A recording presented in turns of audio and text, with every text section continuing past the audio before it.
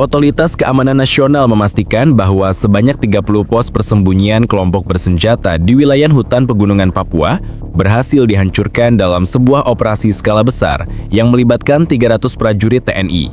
Informasi ini disampaikan oleh Komando Operasi setelah seluruh titik yang menjadi target utama dipastikan tidak lagi dapat digunakan sebagai basis serangan maupun lokasi logistik kelompok tersebut. Operasi ini digerakkan setelah intelijen memetakan keberadaan puluhan struktur persembunyian yang selama ini menjadi pusat pergerakan kelompok bersenjata. Pemantauan udara, rekaman drone, serta laporan dari tim pengintai darat menunjukkan bahwa pos-pos tersebut tidak hanya difungsikan sebagai tempat berlindung, tetapi juga sebagai lokasi penyimpanan senjata rakitan, amunisi, serta jalur distribusi logistik. TNI kemudian menurunkan 300 personil dari berbagai satuan untuk melakukan penyergapan terencana. Komando memastikan pengerahan jumlah besar prajurit dilakukan untuk mempercepat penutupan pergerakan kelompok bersenjata, sekaligus meminimalisir potensi serangan balasan. Seluruh prajurit dibagi menjadi beberapa unit agar bisa bergerak serempak dari sejumlah akses berbeda, sehingga kelompok bersenjata tidak memiliki ruang manuver. Proses penghancuran pos dilakukan setelah dipastikan tidak ada warga sipil di area tersebut. Setiap titik diperiksa melalui pengintaian berlapis sebelum tindakan pembongkaran dilakukan. Pos persembunyian yang ditemukan umumnya berupa struktur semi-permanen berkamuflase dedaunan, gubuk darurat, hingga terowongan kecil yang dimodifikasi mengikuti kontur tebing. Komando Operasi menyebut bahwa penemuan 30 titik tersebut menegaskan luasnya jaringan persembunyian yang dibangun kelompok bersenjata dalam beberapa bulan terakhir. Struktur itu diduga digunakan untuk memfasilitasi pergerakan mereka setelah serangkaian konflik yang terjadi di sejumlah distrik. Dengan dihancurkannya seluruh titik persembunyian yang menjadi target operasi, TNI menyatakan bahwa jalur logistik kelompok tersebut telah terganggu dan kemampuan mereka mengatur pergerakan berskala besar ikut melemah. Hingga laporan ini diterbitkan, pasukan TNI masih berada di lapangan untuk memastikan area yang sebelumnya digunakan sebagai basis tidak kembali diaktifkan.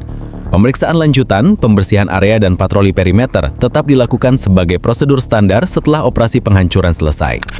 Komando Operasi memberikan penjelasan lanjutan mengenai teknis pengerahan 300 prajurit TNI dalam penghancuran 30 pos persembunyian di wilayah hutan Papua. Menurut laporan resmi, seluruh prajurit menjalani pembagian sektor operasi sejak tahap awal, dengan tiap unit membawa perlengkapan khusus untuk menghadapi medan yang memiliki tingkat kesulitan tinggi. Sektor operasi mencakup jalur lembah, perbukitan curam, serta area hutan lebat yang selama ini dimanfaatkan kelompok bersenjata untuk menghindari deteksi. Unit pengintai yang bergerak lebih awal memastikan rute aman sebelum pasukan utama memasuki area target. Mereka memetakan kemungkinan jebakan, titik serangan, hingga jalur lari yang biasa dipakai kelompok bersenjata.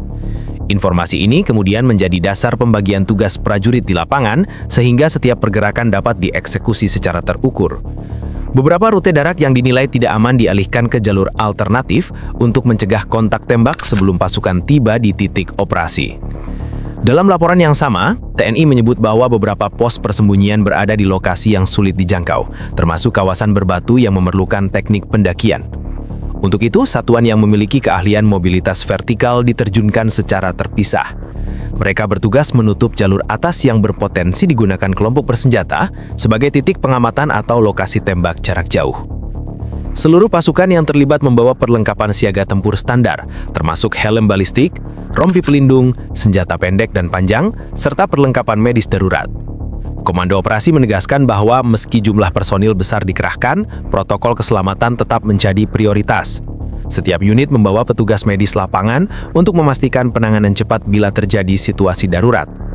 Pada saat pasukan mencapai titik-titik persembunyian, beberapa pos ditemukan sudah kosong. Namun ada juga lokasi yang memperlihatkan tanda-tanda penggunaan terbaru seperti sisa makanan, perlengkapan logistik, serta rekaman jejak kaki. Hal ini menunjukkan bahwa kelompok bersenjata masih menggunakan jaringan persembunyian tersebut secara aktif sebelum operasi dimulai. Di beberapa titik, pasukan harus melakukan tindakan penghancuran secara manual karena struktur gubuk dibangun menyatu dengan kontur alam. Gubuk berkamuflase dedaunan dan anyaman kulit kayu harus dibongkar satu persatu untuk memastikan tidak ada ruang simpan tersembunyi. Untuk pos yang memiliki struktur lebih kuat, pasukan menggunakan peralatan teknis ringan untuk meruntuhkan bagian rangka yang mengikat. Komando juga memastikan bahwa seluruh proses dijalankan mengikuti aturan operasional, termasuk pembatasan penggunaan bahan peledak agar tidak merusak ekosistem sekitar. Karena sebagian pos berada di kawasan hutan lindung, pasukan menggunakan metode pembongkaran yang tidak menimbulkan kerusakan besar pada lingkungan. Pihak Komando Operasi memberikan penilaian awal terhadap dampak strategis penghancuran 30 pos persembunyian kelompok bersenjata di wilayah hutan Papua. Berdasarkan laporan evaluasi sementara, tindakan tersebut diyakini memberikan pengaruh signifikan terhadap pola gerak, kemampuan bertahan, serta jalur komunikasi kelompok yang selama ini beroperasi secara tersembunyi di kawasan pegunungan. Tanpa keberadaan pos-pos tersebut, kelompok bersenjata diperkirakan harus memindahkan pusat aktivitas mereka lebih jauh ke area terpencil yang memiliki resiko lebih tinggi bagi mobilitas mereka. Komando menyebut bahwa pos persembunyian yang dihancurkan memiliki fungsi berbeda-beda, mulai dari tempat istirahat, tempat menyimpan makanan, titik pengawasan, hingga lokasi rapat taktis. Dalam sejumlah temuan, pasukan menemukan struktur yang digunakan sebagai tempat menyembunyikan senjata improvisasi, perlengkapan perawatan luka, dan dokumen catatan logistik. Kehilangan fasilitas ini diperkirakan memaksa kelompok bersenjata mengubah pola operasi yang selama ini mengandalkan rotasi antar pos sebagai cara untuk bertahan di wilayah yang sulit dijangkau. Analisis intelijen menunjukkan bahwa penghancuran jaringan bersembunyian secara masif akan memaksa kelompok bersenjata memperlambat mobilitas mereka. Tanpa jalur logistik yang stabil, kelompok tersebut akan kesulitan mempertahankan jumlah anggota di titik tertentu untuk waktu yang lama. Informasi yang dihimpun dari pengintaian udara juga menunjukkan adanya perubahan pola pergerakan berupa perpindahan kecil-kecilan yang tampaknya bertujuan menjauhi area yang kini telah terpantau TNI. Sementara itu, Komando Operasi menegaskan bahwa keberhasilan tahap pertama ini bukan berarti kelompok bersenjata tidak lagi memiliki posisi lain yang tersebar di lokasi lebih dalam. Oleh karena itu, operasi lanjutan akan fokus pada fase pemetaan berikutnya. Fase ini melibatkan integrasi antara data yang dikumpulkan dari rekaman drone, laporan warga, dan jejak-jejak yang ditemukan di lapangan. Dengan analisis tersebut, TNI menargetkan mampu menutup rute penyusupan yang masih mungkin digunakan. Dalam pernyataan resminya, Komando menjelaskan bahwa operasi semacam ini membutuhkan konsistensi pengawasan. Setelah pos persembunyian dihancurkan, pasukan tidak langsung ditarik dari lokasi. Mereka menjalankan patroli intensif untuk memastikan kelompok bersenjata tidak kembali membangun struktur baru. Beberapa satuan yang memiliki kemampuan mobilitas tinggi ditempatkan di titik-titik yang dinilai rawan untuk menjalankan patroli keliling secara bergilir. Selain dampak terhadap kelompok bersenjata, operasi ini juga membawa pengaruh terhadap situasi keamanan di beberapa distrik sekitar. Informasi dari pos keamanan setempat menyebut bahwa aktivitas masyarakat berjalan normal dan tidak ada laporan gangguan dari kelompok bersenjata. Komando menilai situasi ini sebagai indikator awal bahwa tekanan terhadap jaringan persembunyian telah mempengaruhi kemampuan kelompok tersebut dalam melakukan aksi gangguan. Di sisi internal, TNI menyampaikan bahwa evaluasi personil dan peralatan juga dilakukan selama operasi berlangsung. Setiap satuan melaporkan penggunaan logistik, kondisi kesehatan anggota, serta tingkat kesiapan perlengkapan tempur untuk operasi tahap berikutnya. Komando menyatakan pentingnya menjaga kesiapan prajurit mengingat medan Papua menuntut stamina dan kewaspadaan tinggi. Komando Operasi merinci bahwa setelah penghancuran 30 pos persembunyian kelompok bersenjata, fokus utama TNI beralih pada penegakan kontrol penuh terhadap area yang sebelumnya menjadi jalur pergerakan mereka. Langkah ini dilakukan untuk memastikan bahwa kelompok bersenjata tidak memanfaatkan celah keamanan untuk membangun kembali pos atau mencari lokasi persembunyian baru. Komando menegaskan bahwa operasi kali ini bukan bersifat satu kali, melainkan rangkaian tindakan yang akan berlanjut sesuai perkembangan situasi di lapangan. Untuk menjaga area tetap steril, TNI menetapkan zona pengawasan berlapis. Lapisan pertama terdiri dari patroli darat yang bergerak melalui jalur-jalur lama yang biasa digunakan kelompok bersenjata. Lapisan kedua merupakan tim mobil yang ditempatkan di titik-titik yang memungkinkan respon cepat jika terjadi pergerakan mencurigakan. Sementara itu, lapisan ketiga menggunakan pengawasan udara yang dioperasikan secara berkala untuk memantau perubahan struktur vegetasi atau aktivitas lain yang menunjukkan adanya pembangunan kembali pos persembunyian.